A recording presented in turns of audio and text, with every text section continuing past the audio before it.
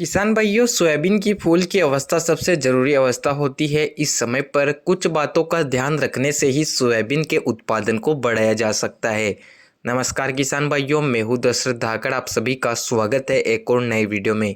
इस वीडियो में हम बात करेंगे कि सोयाबीन की फ्लोरिंग अवस्था में क्या डालना चाहिए, कौन सा स्प्रे हमें करना चाहिए, किन बातों का ध्यान रखना चाहिए और वो कौन सी अधिकतर गलतियाँ जो किसान भाई करते हैं। वीडियो को पूरा देखिए। जो किसान हमारे साथ पहली बार जुड़ रहे हैं, चैनल को सब्सक्राइब कर ले ताकि आगे भी आपको इसी प्रकार से खेती बाड़ी से जुड़े हुए वीडियो देखने को मिलते रहे। इस समय पर लगभग सभी क्षेत्रों में बारिश रुकी हुई है और सोयाबीन की फसल भी फूल वाली स्टेज या फलियों वाली स्टेज पर आ गई है। बारिश रुकने से होता यह है कि बारिश अगर 5-10 दिन या 12 दिन ना हो तो इससे होता यह है कि जो सोयाबीन है उसमें इल्लियों का अटैक बढ़ जाता है, क्योंकि बारिश के कारण इल्लियाँ थोड़ी कम नज़र आती है, लेकिन बारिश रुकने के तुरंत बाद इल्लियों का काफ़ी ज़्यादा अटैक सोयाबीन में दिखाई देता है। इल्लियाँ कई प्रकार की अलग अलग होती है, जैसे कि हरी इल्ली, सेमुलेपर इल्ली, रिंग कटर इत्यादि प्रकार की इल्लियाँ होती है।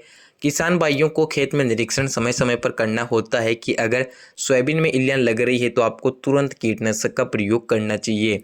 किसान भाइयों, अगर किसान भाई सोयाबीन में इक्का दुक्का फूल आते समय ही इल्लियों का स्प्रे कर देंगे तो इससे फूल वाली अवस्था में पौधा स्ट्रेस में नहीं जाता है, क्योंकि फ्लोरिंग अवस्था पर स्प्रे करने से माना जाता है कि पौधे में गर्मी उत्पन्न हो सकती है, जिससे कि पौधा स्ट्रेस में चला जाता है, जिससे फूल ड्रॉपिंग की समस्या आ सकती है, फूल जल सकते हैं।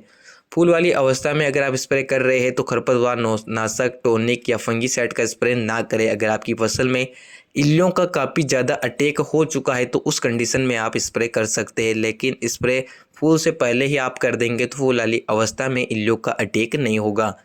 फूल वाली अवस्था में इल्लियाँ सबसे ज़्यादा नुकसान करती है, क्योंकि इल्लियाँ नज़र नहीं आती है, पत्तों पर लगातार छेद कर देती है, पत्तों को काटती रहती है। अगर आप कुछ दिन खेत पर नहीं जाएंगे तो पूरे खेत में काफ़ी ज़्यादा नुकसान कर देती है।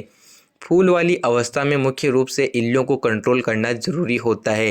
इल्लियों को कंट्रोल करने के लिए आप अलग अलग टेक्निकल वाली दवाओं का प्रयोग कर सकते हैं।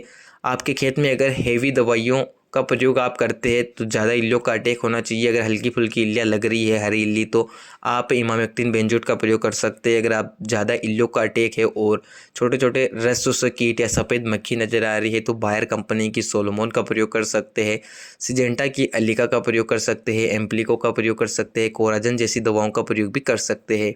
लेकिन शुरुआत में आपको हल्का टेक्निकल उपयोग करना है अगर इल्लियाँ कम लग रही है। लेकिन अगर सोयाबीन में रिंग कटर, सेमुलोपर इल्ली, हरी इल्ली सभी प्रकार की इल्लियाँ लग चुकी है, काफ़ी ज़्यादा हेवी अटैक है, फसल की ग्रोथ काफ़ी है और इल्लियों का स्प्रे करने में दिक्कत है, तो आप हेवी दवाई प्रयोग करें, क्योंकि इल्लियाँ पौधे के तने से लेकर पत्तों तक पहुंच जाती है। अगर आप कोई भी सस्ता केमिकल डालेंगे तो उससे 100% इल्लियाँ कंट्रोल नहीं होगी। तो अगर आप इल्ली का स्प्रे कर रहे हैं तो ये बात विशेष तौर पर ध्यान रखें, और इल्ली का स्प्रे करते समय सिलिकॉन चिपको, जो चिपको आता है, उसको ज़रूर मिलाएं, ताकि जो आप दवा प्रयोग कर रहे हैं उसका लंबे समय तक आपको रिजल्ट मिल सके, क्योंकि बारिश के मौसम में चिपको मिलाने से फ़ायदा ज़रूर मिलता है।